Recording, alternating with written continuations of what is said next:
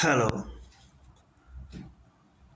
આજે ચૈત્ર સુદ એકમ એટલે કે હિન્દુ નવા વર્ષનો પ્રારંભ. મારા સર્વે દર્શક મિત્રોને નવા વર્ષની શુભકામના અને મહારાષ્ટ્રીયન મિત્રોને ગુડી પડવાની શુભકામના.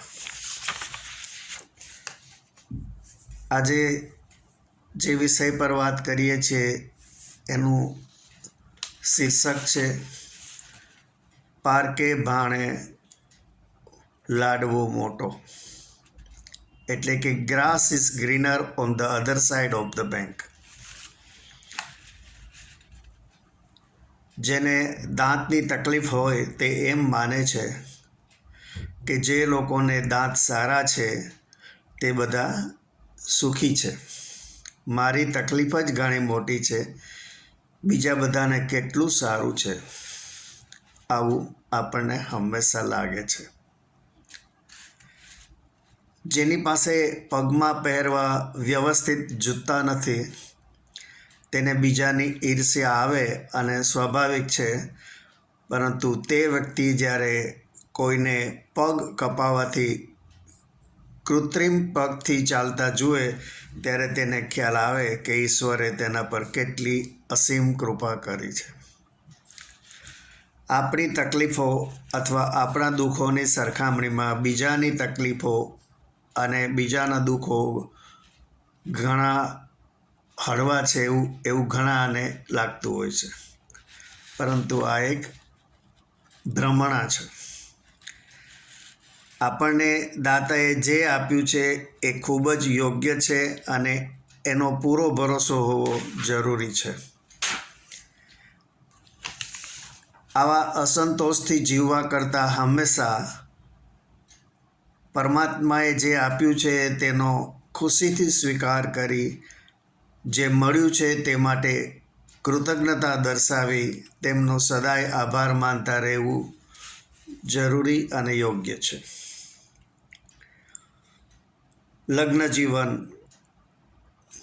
નોકરી અથવા મકાનમાં જે લોકો બીજા સાથે સરખામણી કરી બીજાને વધારે સુખી માને છે તે લોકો મનની શાંતિ ગુમાવે છે અને હંમેશા દુઃખી થઈને જીવે છે.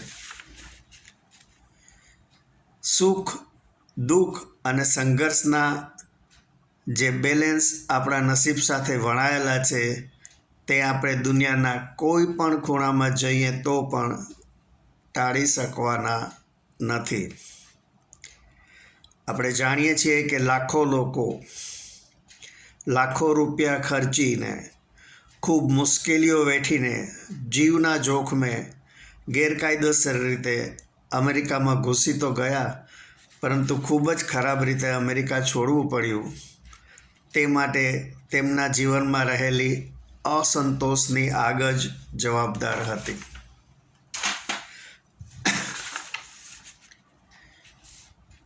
શું અહીંયા તેમને ભૂખ્યા મરવું પડતું હતું?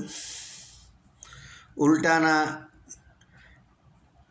જમીન અથવા મકાન અથવા સોનું વેચીને લાખો રૂપિયા વેડફ્યા અને જીવનમાં વધારે પાયમાલીને આવકારી.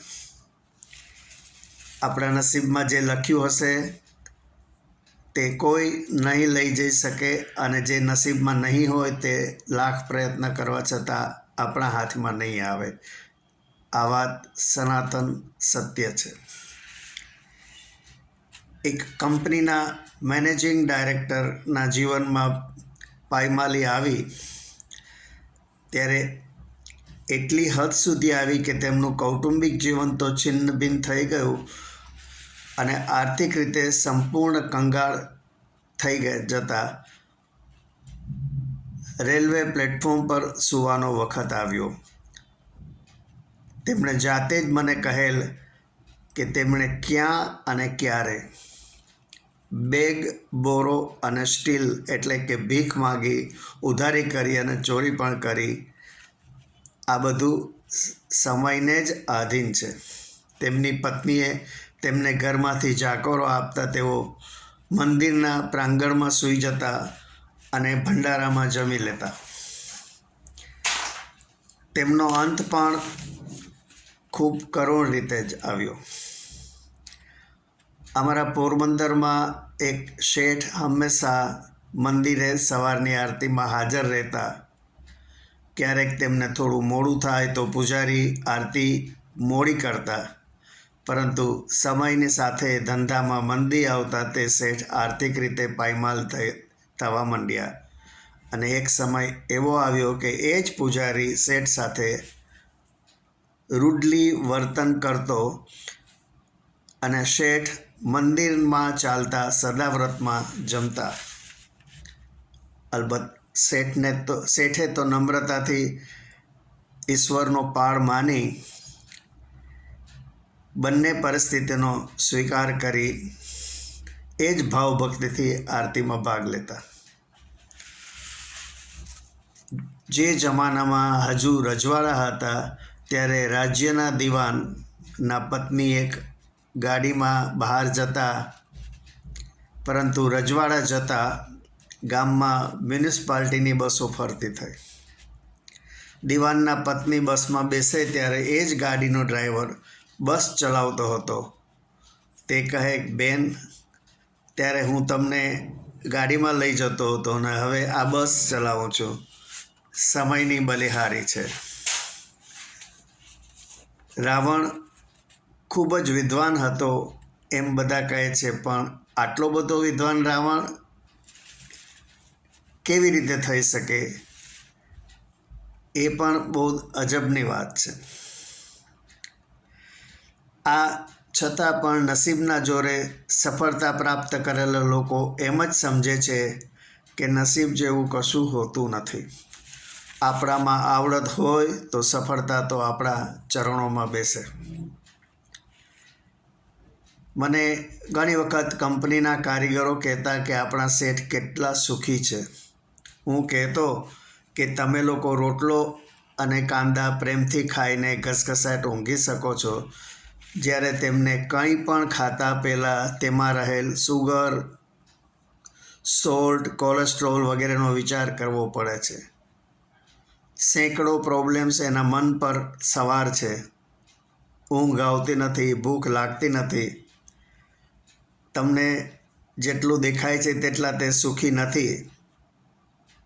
તેમના પર કરોડોનું બેંકનું દેવું છે. બરાબર જંજાળમાં ફસાયેલા છે. આમ જે આપણને ઈશ્વરે આપ્યું છે તેનાથી સંતુષ્ટ રહીએ.